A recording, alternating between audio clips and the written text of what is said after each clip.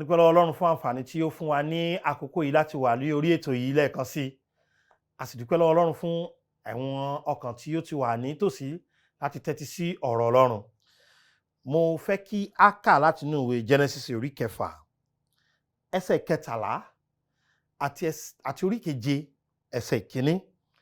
Tí n bá ti ka ẹsẹ̀ méjèèjì tán, ń wá kọ́ wa láti inú ọ̀rọ̀ Ọlọ́run bí ọkọ̀ Nóà ṣe jẹ́ àpẹẹrẹ ìgbàlà.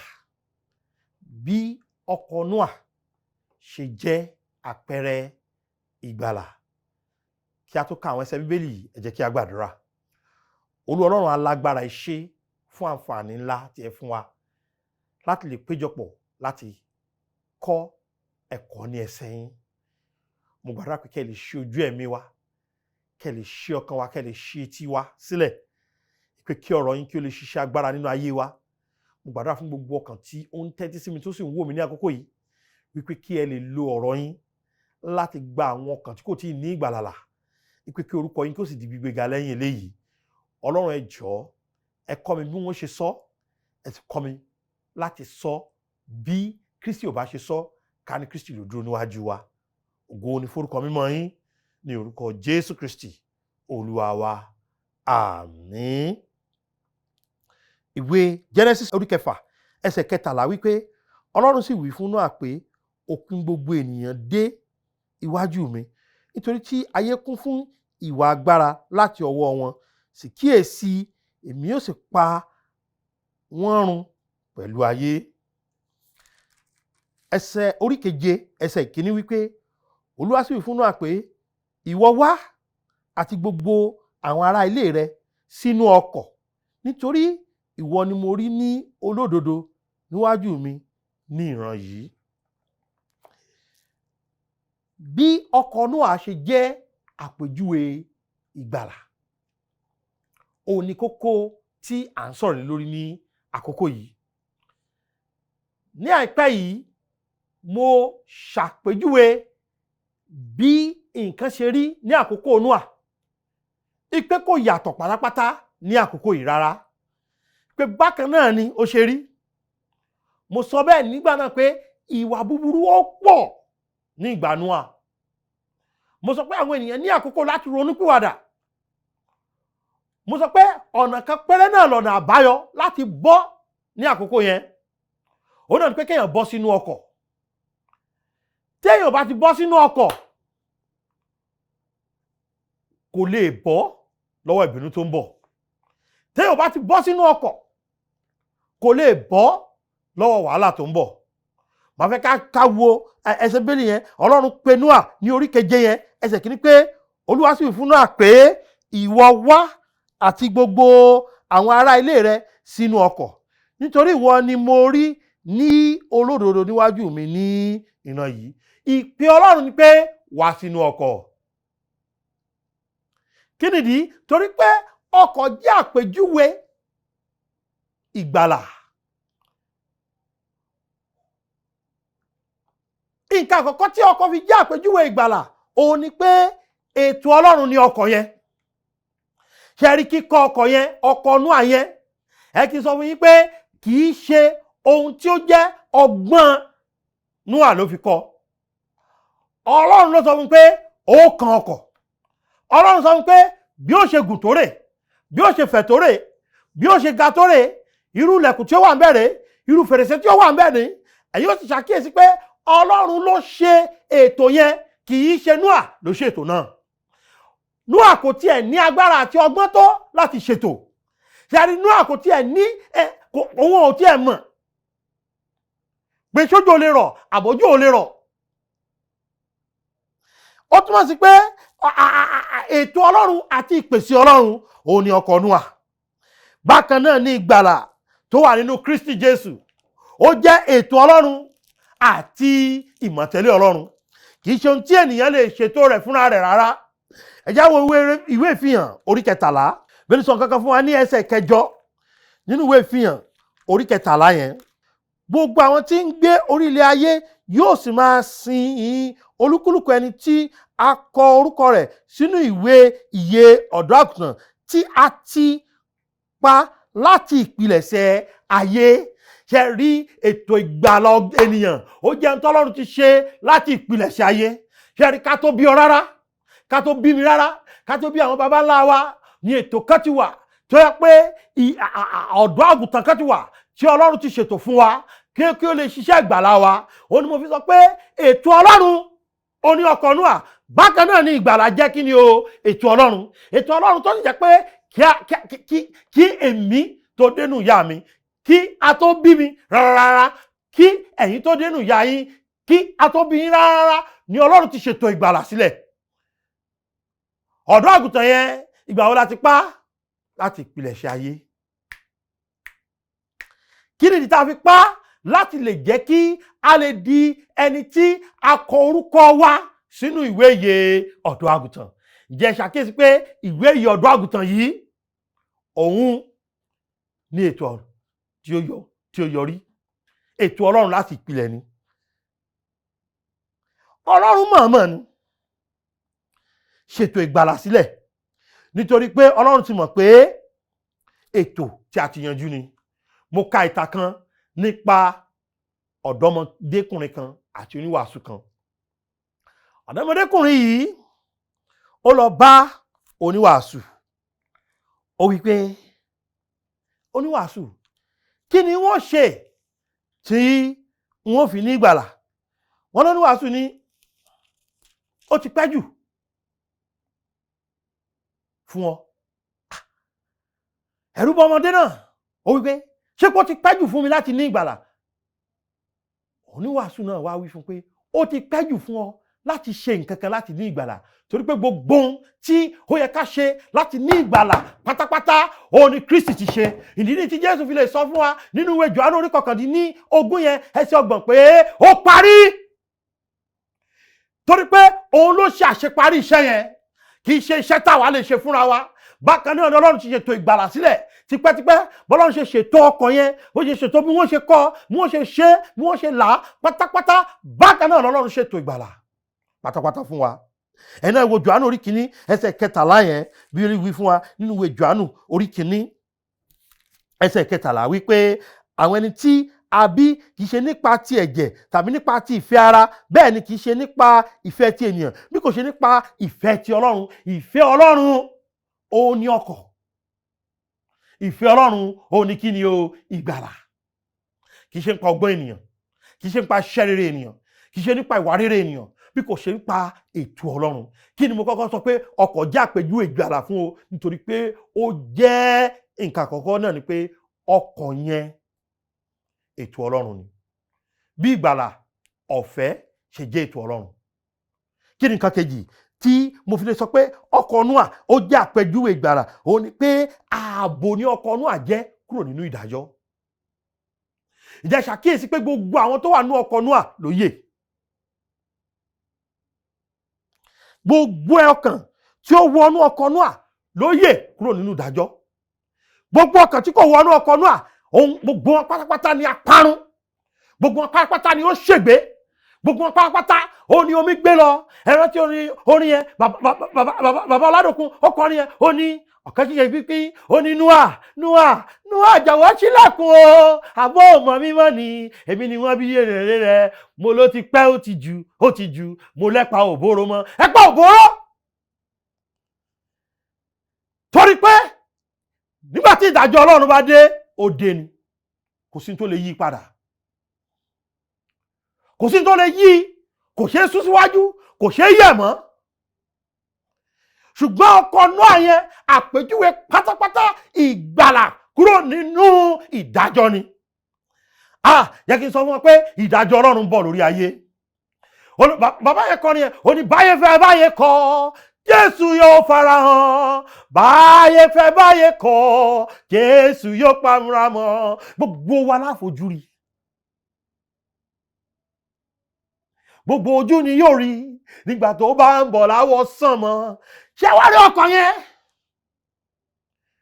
Ìdájọ́ Ọlọ́run ń bọ̀ lórí ayé yìí o lẹ́ẹ̀kan sí i. Kò ní fomi payé rẹ́ mọ́ lóòótọ́, ṣùgbọ́n yóò fi iná payé rẹ́. Ẹni tó wà nínú ọkọ̀ nìkan ló bọ́ lọ́wọ́ ìdájọ́. Ẹ wá béèrè, ǹjẹ́ pé Bíbélì tún fún wa láǹfààní pé àwọn ẹranko wọlé? Ǹjẹ́ mọ̀ pé àwọn èèyàn kan wà bí ẹranko? Bóyá wọ́n tiẹ̀ ti kà ọ́ sẹ́ranko. Ìjọ mọ̀ pé tó o bá wọnú bọ́ sínú ìgbàlà Jésù, o bọ́ lọ́wọ́ ìdájọ́ Ọlọ́run nìyẹn. Ẹni tó bọ́ sínú ọkọ̀, o bọ́ lọ́wọ́ ìdájọ́. Ìwé Jòhánù orí 3 ẹsẹ̀ 14. Ó wí pé ẹnikẹ́ni tó bá gba ọmọ gbọ́, ó ló ní ìyè. Ó ní ẹni tí kò bá gba ọmọ gbọ́, ó ní kò ní ìyè. Ó ní ṣùgbọ́n ìbínú Ọlọ́run ń bẹ lí orí rẹ̀. Ìbínú Ọlọ́run ń bọ̀ o lórí orílẹ̀-èdè tó gbàgbé Ọlọ́run. Ìbínú Ọlọ́run ń bọ̀ o lórí àwọn ènìyàn. Ẹ kí n sọ fún wa pé Jésù ń bọ̀ láti wá ṣe ìdájọ́. Ṣùgbọ́n ẹni tó bá ti wà nínú ìgbàlà tó wẹ̀ ọ̀fẹ́ nínú Kristi Jésù, ó ti bọ́ lọ́wọ́ ìdájọ́ yẹn. Ó ti bọ́ lọ́wọ́ wọn ò mọ̀ rí èyí oníṣẹ̀ṣẹ̀. Ó ti bọ́ lọ́wọ́ ẹ kúrò lọ́dọ̀ mi ẹ̀yin oníṣẹ̀ṣẹ̀. Ìgbàlà òun ló ń gbani lọ́wọ́ ìdájọ́ Ọlọ́run. Bí ọkọ̀ Nóà ṣe gba àwọn ènìyàn kúrò nínú ìdájọ́. Ṣé ẹ rò pé àwọn ará ilé Nóà gbogbo wọn ni wọ́n pé bí? Èmi ò rò bẹ́ẹ̀ o. Ṣé ẹ rò pé ìwà wọn ó dáa ju ti gbogbo aráyé lọ? Èmi ò rò bẹ́ẹ̀ o. Ṣùgbọ́n èmi mọ̀ pé n tó jẹ́ kí wọ́n bọ́ lọ́wọ́ ìbínú tó ń bọ̀ òun ni pé wọ́n wọnú ọkọ̀ yẹn. Kí ló dé tí ọkọ̀ yẹn fi jẹ́ àpèjúwe ìgbàlà? Nǹkan kẹta rèé, a kò bí ẹnikẹ́ni sínú ọkọ̀ Nóà o. A kò ṣe kí ni o? A kò bí ẹnikẹ́ni sínú ọkọ̀ Nóà. Ǹjẹ́ mọ̀ pé Ọlọ́run ṣẹ̀ṣẹ̀ pè gbogbo wọn síbẹ̀ nínú Genesis orí 2 ẹsẹ̀ 1 yẹn ni. Olúwa sì wí fún Nóà pé ìwọ wá àti gbogbo àwọn ará nílé rẹ̀. Ọlọ́run ṣẹ̀ pè wọ́n sínú bẹ̀. Kì í ṣe pé bóyá wọ́n pera wọn sínú ọkọ̀. Rárá, wọn ò pera wọn sínú ọkọ̀. Ẹ kí n jẹ́ kó yé wa pé wọn kò ké kí ni o, wọn kò bí wọn sínú ọkọ̀. Àwọn kan máa sọ pé wọ́n bí sínú gbàgbọ́. Wọn ò bí yẹn kankan sínú gbàgbọ́ rí. Táwọn òbí rẹ bá jó nígbàgbọ́ kò túmọ̀ sí pé onígbàgbọ́ ni ọ́. Tí bàbá rẹ bá jẹ́ onígbàgbọ́, oníwàásù ni bàbá mi, ó mọ̀ kú oríire. Ọ̀gá akọrin ni bàbá mi, ó mọ̀ kú iṣẹ́. Màmá mi oníyá àjọ, ó mọ̀ dá bẹ́ẹ̀. Alága àwọn obìnrin oníyèrè, màmá mi ni. Kò túmọ̀ sí pé ó bí ọ sínú gbàgbọ́ o. Kò sí ẹnìkan péré báyìí tí a bí sínú gbàgbọ́. Ǹjẹ́ àmọ́ bí tá a bí wa sí? Inú ẹ̀ṣẹ̀. Róòmù orí 5 ẹsẹ̀ 12. Ìwé Róòmù orí 5 ẹsẹ̀ 12. Inú ẹ̀ṣẹ̀ la bí gbogbo wa sí. Kò sẹ́ni tá a bí sí inú ọkọ̀. Kò sẹ́ni tá a bí nígbà tá a bí sínú ìgbàlà. Ìwé Róòmù orí 5 ẹsẹ̀ 12 wípé nítorí gẹ́gẹ́ bí ẹ̀ṣẹ̀ ti pa ọ̀dọ̀ ènìyàn kan wọ ayé àti ikú nípa ẹ̀ṣẹ̀, bẹ́ẹ̀ ni ikú kọjá sórí ènìyàn gbogbo láti ọ̀dọ̀ ẹni tí gbogbo ènìyàn ti dẹ́ṣẹ̀. Dáfídì tiẹ̀ ní nínú ẹ̀ṣẹ̀ la ṣe kí ni o? Là lóyún òun. Kò túmọ̀ sí pé ìyá rẹ̀ ṣe panṣágà. In tó ń sọ ni pé àgọ́ ẹ̀ṣẹ̀ yìí mo jogún ẹ̀ ni láti inú ìbí wá. Ṣé rí, wọ́n kì í bí èèyàn sínú ìgbàlà. Èèyàn máa ń di ẹni ìgbàlà nígbà tó bá dáyé ni. Òun la fi ń pè ní àtúnbí. Òun la fi ń ṣe kí ni o? Òun la fi ń pè ní àtúnbí. Ẹ kí n jẹ́ kó yé wa, ẹ̀yin ènìyàn Ọlọ́run. Ẹ̀yin ẹ wo Bíbélì dáadáa wípé kò sí ẹni tẹ́ ẹ lè gbọ́ wípé a bí sínú ìgbàgbọ́. Wọ́n lè bí ọ sínú ẹ̀sìn. Wọ́n lè bí ọ sínú ilé tán ti lẹ́kọ̀ọ́. Wọ́n lè bí ọ sínú ìwà rere. Ṣùgbọ́n wọn kì í bí èèyàn sínú ìgbàlà. Mo ń sọ fún wa pé ọkọ̀ Nóà yìí àpèjúwe ìgbàlà ni, àpẹẹrẹ ìgbàlà ni. Yìí ni ìdí tó fi jẹ́ àpẹẹrẹ ìgbàlà. Ètò Ọlọ́run ni ìgbàlà. Ọkọ̀ Nóà ètò Ọlọ́run ni. Nǹkan kejì ni pé ẹni tó bá ti wọnú ọkọ̀ ó ti bọ́ lọ́wọ́ ìdájọ́. Ẹni tó bá ti ní ìgbàlà òun náà ti bọ́ lọ́wọ́ ìdájọ́ Ọlọ́run. Kò sí ìbínú Ọlọ́run lórí ẹ̀ mọ́. nǹkan kẹta ni pé mo sọ pé a kò bí ẹnikẹ́ni sínú ọkọ̀, torí náà a kò bí ẹnikẹ́ni sínú ìgbàlà. Àkókò mi ń lọ ṣùgbọ́n mo fẹ́ kẹ́ ẹ wo ẹsẹ̀ Bíbélì bíi méjì sí i. Bíbélì sọ, ǹjẹ́ ẹ mọ̀ pé ọ̀nà kan péré ni ọkọ̀ Nóà ní? Kí ni mo pè ó? Ọ̀nà kan péré, ìloro kan péré ló wọbẹ̀. Ìlú Ìbàdàn ta ti ń sọ̀rọ̀ yìí, ǹjẹ́ ẹ mọ̀ pé ọ̀pọ̀lọpọ̀ ọ̀nà ló wọ̀lú yìí. Èèyàn lè gba challenge wọlé, tó géètì challenge, èèyàn lè gba ọmí wọlé, èèyàn lè gba Ìwó wọlé sílùú Ìbàdàn, èèyàn lè gba Ifẹ̀ wọlé sílùú Ìbàdàn, èèyàn lè gba Ọ̀yọ́ wọlé sílùú Ìbàdàn, èèyàn lè gba ọ̀nà Mọ́níyà àti Ṣakí sílùú Ìbàdàn. Oríṣiríṣi ọ̀nà ló wọ̀ ìlú Ìbàdàn. Ṣùgbọ́n ìlú ọ̀run ọ̀nà kan péré ni. Bí ọkọ̀ Nóà pẹ̀lú ṣe jẹ́ kí ni o? Ọ̀nà kan. Jòhánù orí 14 ẹsẹ̀ 6, Jésù wípé èmi lé ọ̀nà. Kò sọ pé èmi ni ọ̀kan nínú àwọn ọ̀nà. Ó ní èmi ni kí ni o? Èmi ni ọ̀nà àti òtítọ́ àti ìyè. Kò sọ pé èmi lọ̀kan nínú wọn. Kì í ṣe pé Jésù àti nǹkan kan ló ń gba nílà. Jésù nìkan ni. Ìwé Iṣẹ́ àwọn Àpọ́sítélì wípé kò sí ìgbàlà lọ́dọ̀ ẹlòmíràn, torí kò sí orúkọ mìíràn tí a fi fún ni lábẹ́ ọ̀run ní èyí tí a fi lè gba nílà. Ẹ wá wo ìwé Jòhánù orí 10 ẹsẹ̀ 9. Mo sọ wípé ọkọ̀ Nóà yẹn ilẹ̀kùn kan péré ló ní. Ẹ bá tiẹ̀ ti gba bòmí ìwọlé, olè ní Bíbélì pè é. Jòhánù orí 10 ẹsẹ̀ 9, Bíbélì ní èmi ní ilẹ̀kùn. Bí ẹnikẹ́ni bá ọ̀dọ̀ mi wọlé, òun ni a ó gbàlà. Yóò sì wọlé, yóò sì jáde, yóò sì rí koríko. Ẹsẹ̀ 10 ní àwọn olè wọ́n ìgbẹ́nu ọ̀nà wọlé. Ṣẹ̀wárọ̀ kò sábùjá sọ́run, kò sábùjá sígbàlà, ọ̀nà kan péré ni. Ta ni ọ̀nà? Jésù. Ta ni òtítọ́? Jésù kìí ṣe ọ̀kan nínú àwọn òtítọ́. Ta ni ìyè àìnípẹ̀kun? Jésù Kristi ni. Èmi tèmi, oníwàásù ni mí ṣùgbọ́n èmi kọ́ lọ́nà. Oníwàásù ni mí ṣùgbọ́n èmi kọ́ lòtítọ́. Èmi gan náà wọlé lẹ́nu ọ̀nà ni. Nóà gan wọlé lẹ́nu ọ̀nà ni. Ṣé àwọn kìí tí Nóà bá kọ́ ọkọ̀ tí ó bá wọlé, ǹjẹ́ àwọn kìí Nóà gan yóò ṣègbé?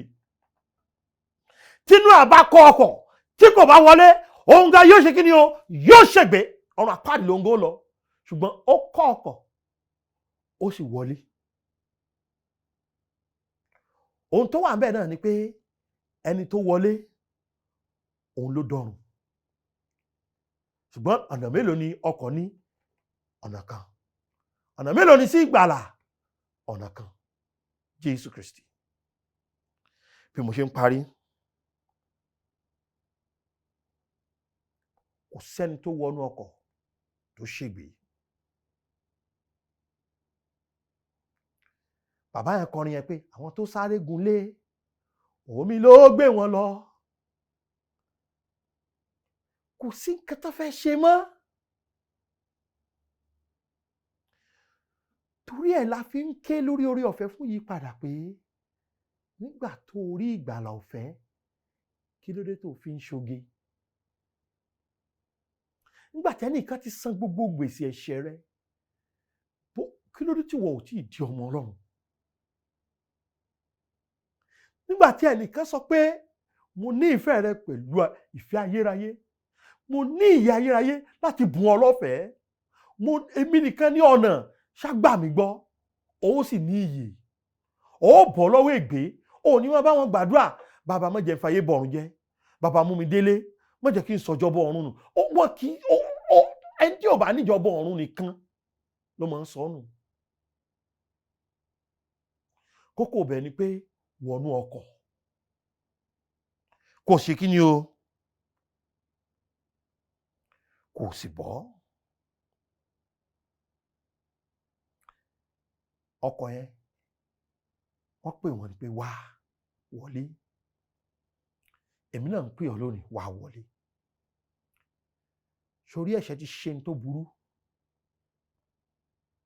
láti mú ikú wá fún wa gẹ́gẹ́ bí èrè. Ìwé Ìfihàn orí 21 ẹsẹ̀ 8 bí mo ṣe ń parí. Ìfihàn 21 orí 21 ẹsẹ̀ 8. Ṣùgbọ́n àwọn ojo àti aláìgbàgbọ́ àti ẹni ìríra àti apànìyàn àti àgbèrè àti oṣó àti abọ̀rìṣà àti àwọn èké yẹn ni àwọn onírọ́ gbogbo ni yóò ní ipa tiwọn nínú adágún tí a fi iná àti sulfuru jó, èyí tí í ṣe ikú kejì. Yóò fẹ́ kópa nínú ikú kejì bí? Ohun tó o nílò ní ìgbàlà. Ìgbàlà yẹn ní ẹnìkan péré tó ń fi fún ni, Jésù Kristi ni. Ìgbàlà yẹn kò ní owó nínú, ọ̀fẹ́ ni. Ìgbàlà yẹn fún èmi àti ẹni. Fún èmi àti ẹni. Àpèjúwe ńlá òun ni ọkọ Nóà jẹ́ fún mi àti yín. Fún ìgbàlà. Ìgbàlà jẹ́ ètò Ọlọ́run. Ìgbàlà ń gbani lọ́wọ́ ìdájọ́ Ọlọ́run. Ìgbàlà yìí a kì í bí ni sínú ẹ̀. Ìgbàlà yìí ọ̀nà kan péré ló já. Ṣùgbọ́n ẹni tó bá ti ní ìgbàlà, wọ́n máa bọ́ lọ́wọ́ ikú ni àti ìgbé ọ̀run àpáàdì. Wá gba ìgbàlà Jésù. Ìpè yẹn nìyẹn. Ọlọ́run wí fún ìdílé Nóà pé ẹ̀yẹ wá sínú ọkọ̀. Èmi náà sọ fún ọ pé wá sínú ọkọ̀. Wá wọkọ̀ ìgbàlà ọ̀fẹ́ yìí. Wá wọkọ̀ ìgbàlà ọ̀fẹ́ yìí. Ó rọrùn láti ní ìgbàlà tó bá ti mọ ara rẹ lẹ́lẹ́ṣẹ̀, tó o sì mọ̀ pé torí rẹ ni Jésù ṣe kú, tí o sì mọ̀ pé ìwọ gan fúnra rẹ ó jẹ̀bi ikú, ṣùgbọ́n ikú sísí àtàjíǹde Jésù ó san gbèsè ẹ̀ṣẹ̀ rẹ. Tó wá mú ìgbàgbọ́ rẹ kúrò nínú ara rẹ, nínú ẹ̀sìn rẹ, nínú ìwà rere rẹ, nínú tí kú yóò kà mọ́ ọ lọ́wọ́, tó fi ìgbàgbọ́ rẹ sínú ẹni tí ó ń fúnni ní ìgbàlà ọ̀fẹ́. Bíbélì sọ pé ó ní ìyè àìnípẹ̀kun.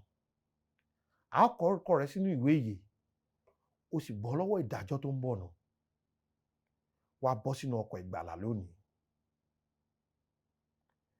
Bó ló ṣe bọ́ síbẹ̀?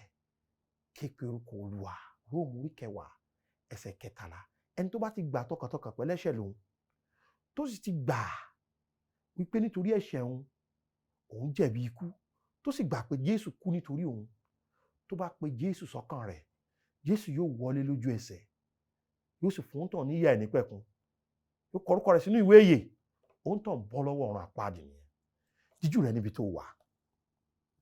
Pe Jésù sọ́kàn rẹ̀ lákòókò yìí, wípé Jésù ọmọ Ọlọ́run, ṣàánú fèmí ẹlẹ́ṣẹ̀, kí o sì gba ọkàn mi là. Mo mọ̀ pé ikú sísí àtàjíǹde rẹ ó ra ìgbàlà ọ̀fẹ́ fún mi. Mo fi ìgbàgbọ́ mi sínú ikú sísí àtàjíǹde rẹ lónìí gẹ́gẹ́ bí ọ̀nà kan ṣoṣo tó mú mi lọ sọ́run. Jésù, wọn ò gba ẹlòmíì gbọ́ ju wọ nìkan lọ. Jésù, mo dúpẹ́ torí pé o ti gbà mí là. Jésù Olúwa wa. Àmín. Fẹ́ kí ọ káàbọ̀ sínú ẹbí Ọlọ́run. Mo fẹ́ kí ọ kú oríire. O ti bọ́ lọ́wọ́ ìdájọ́. Ìwọ náà ti dẹni tó ń lọ sọ́run. O ò lè ṣègbé mọ́. O ní ìlérí Ọlọ́run. Ṣùgbọ́n a fẹ́ bá ọ yọ̀. A sì tún fẹ́ kọ́ ọ ní ọ̀rọ̀ Ọlọ́run síwájú sí i. Tó bá lè pè wá sórí 070-3808-5652. Wọ́n ti fi sójú móhùnmáwòrán wa 070-3808-5652 tàbí 070-876-82122 070-876-82122 tàbí tó bá WhatsApp mi ní 070-55-307492 070-55-307492. Àlàáfíà Ọlọ́run alààyè yóò máa bá yín gbé. Ó dàbọ̀.